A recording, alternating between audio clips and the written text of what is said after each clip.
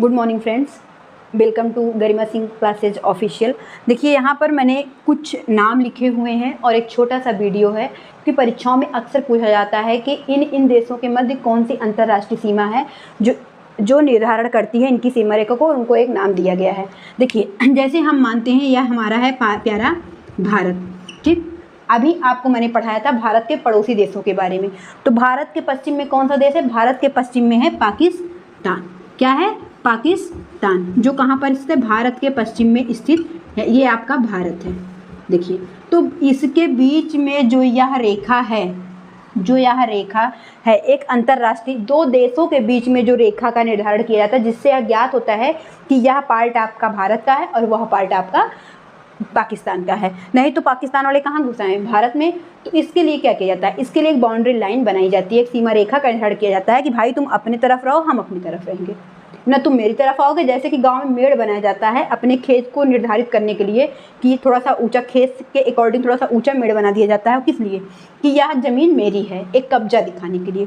तो उसी प्रकार से अंतर्राष्ट्रीय सीमा रेखा का निर्धारण किया जाता है कि भारत वाले वैसे भी पाकिस्तान वाले आए दिन कोई ना कोई घटना करते ही रहते हैं।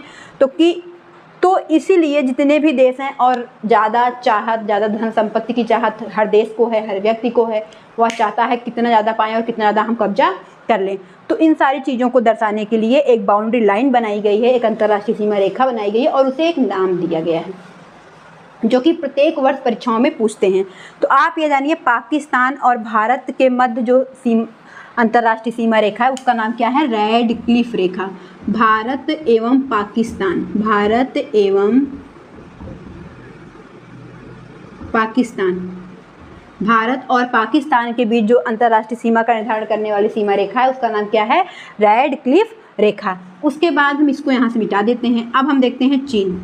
तो चीन और भारत थोड़ा सा अंतर है, बाकी चीन भी कम नहीं है। वह भी आए दिन कुछ ना कुछ कांड करता रहता है जिससे कि हमको समस्याओं का सामना करना पड़ता है। तो भारत और चीन के मध्य जो सीमा रेखा का निर्धारण होता है वह होता है मैक-मोहन रेखा। भारत और चीन के मध्य जो सीमा रेखा का निर्धारण होता है वह कौन सी रेखा है? वह है मैक-मोहन रेखा, डूरंड रेखा। डूरंड रेखा क्या है? अफगानिस्तान,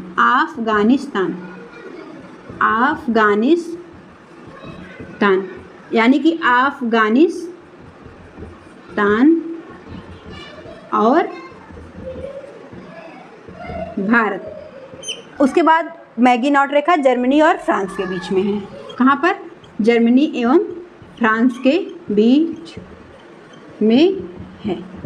यानी कि जो मुख्यतः आपके एग्जाम में प्रश्न पूछे जाते हैं वह कौन कौन से हैं? वह 3 रेखाओं के बारे में पूछा जाता है, मैक-मोहन रेखा, रेड क्लिफ रेखा और डूरंड रेखा। तो रेड क्लिफ रेखा क्या करती है? रेड क्लिफ रेखा भारत और पाकिस्तान की सीमा रेखा का बंटवारा करती है, और मैक-मोहन रेखा भारत और चीन के मध्य सीमा रेखा का बंटवारा करती है, जिससे हमें ज्ञात होता है कि यह भाग चीन का है और यह भाग भारत का। डूरंड जो है वह भारत और अफगानिस्तान के मध्य अंतर्राष्ट्रीय सीमा का निर्धारण करती है। अब हम लोगों ने जाना भारत के अंतर्राष्ट्रीय सीमा रेखाओं के नाम के बारे में, किस सीमा रेखा को क्या कौन सा नाम दिया गया है। इसके बाद हमारी जो क्लास होगी उसमें हम देखेंगे भारत का एक संक्षिप्त परिचय, यानी भारत क्षेत्रफल की दृष्टि से किन किन देशों से बड़ा है, या भारत अक्षांशीय और देशांतरीय दृष्टिकोण से कहाँ किस अंश पर स्थित है, और भारत की लंबाई कितनी है, और इन सारी चीज़ों के बारे में एक वीडियो हमारा बनेगा। उसके बाद जो छोटे मोटे पार्ट्स होंगे जिनको हम नहीं कवर किए होंगे उनके बारे में हम डिस्कशन